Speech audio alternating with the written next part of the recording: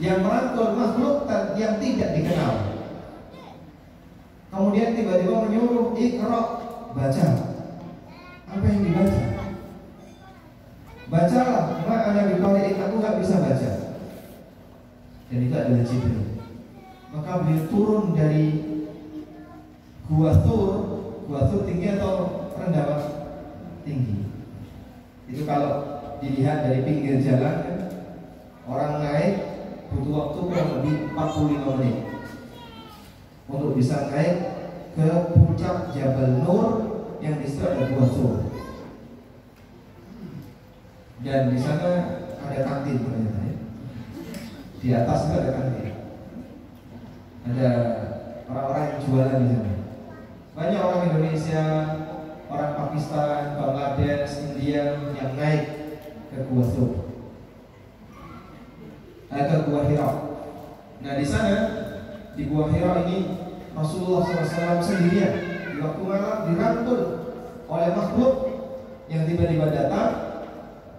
Mungkin kalau kita mah sudah mati duluan. Kenapa Pak? Ketakutan. Jangankan yang kayak gitu, tindian aja udah bengok-bengok ya. Padahal baru tindian di sampingnya ada bujune gitu. Itu sudah ketakutan. Tangi-tangi terus ngos-ngosan jaluk ngombe. Itu baru tindian. Tayyib.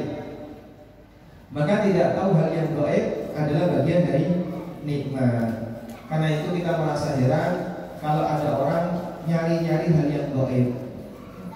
Ingin ketemu tuyul tengah malam. Lah bapak harga ya sebagai penasaran pengen ngerti. Buat apa? Pengen dihaji sesekali. Buat apa? Pengen ini, buat apa? Tidak bisa melihat yang gaib itu apa? Nikmat. Kita yakin ada, percaya, dan masing-masing punya alam yang berbeda. Jin urusan jin, manusia urusan manusia. Sing penting jangan sampai saling ganggu. Itu prinsipnya. Wallahu a'lam. Kemudian Nabi SAW memerintahkan kepada para sahabat, mintalah perlindungan kepada Allah dari azab neraka. Mereka pun membaca na'udzubillahi min adzabinar. Mintalah perlindungan kepada Allah dari azab kubur. Mereka mengucapkan na'udzubillahi min adzabil qabr. Mintalah perlindungan kepada Allah dari fitnah yang nampak maupun yang tidak nampak.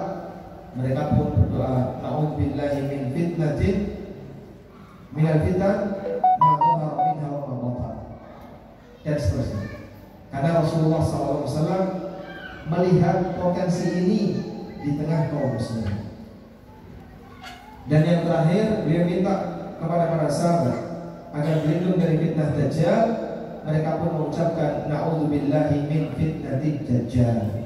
Mari berlindung kepada Allah dari fitnah Dajjal.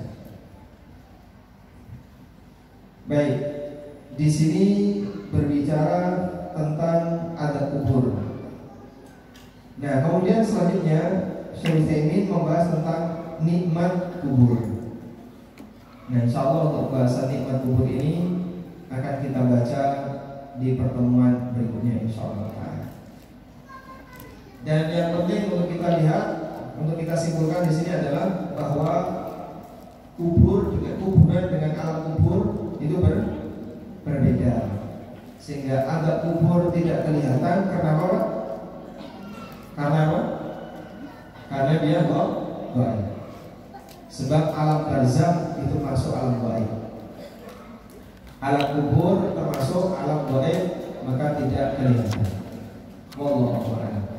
Meskipun bisa jadi azab kubur itu memberikan pengaruh terhadap tetangga kuburannya.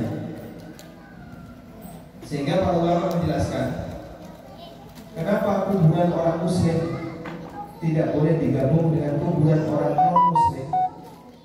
Salah satu di antara hikmahnya adalah agar kaum muslimin tidak terganggu dengan hukuman yang Allah berikan kepada non muslim di alam kubur. Artinya bisa jadi pengaruhnya itu pengaruh zahir, Dan kemarin ada berita ada anak yang meninggal sebelum balik, mungkin usia 5 tahun atau 6 tahun. Lalu setelah dimakamkan, berkali-kali bapaknya itu bermimpi anaknya minta tolong agar dipindahkan kuburannya. Berkali-kali seperti itu. Mimpi pertama gak digubris, mimpi kedua gak digubris lagi, mimpi ketiga gak digubris. Akhirnya dia tanya kepada seorang ulama. Kemudian ulama itu menjelaskan, kalau begitu pindahkan anakmu ke makam yang lain.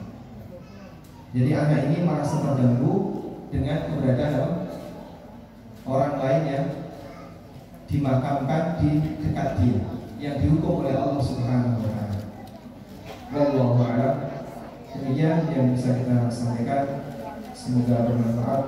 Wassallallahu ala nabiyyina Muhammadin wa ala alihi wa sahbihi wasallam. Di tempat informasi. Alhamdulillah atas kajian pada pagi ini. Kita masuk sesi tanya jawab. Silakan bagi yang mau bertanya langsung sebelum kita baca pertanyaan tertulis.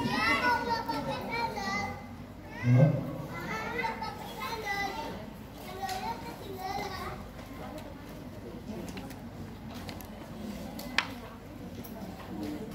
Nah,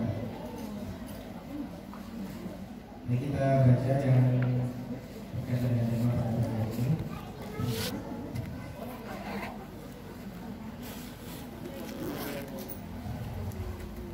Apakah syafaat diberikan bisa sejak dari alam kubur?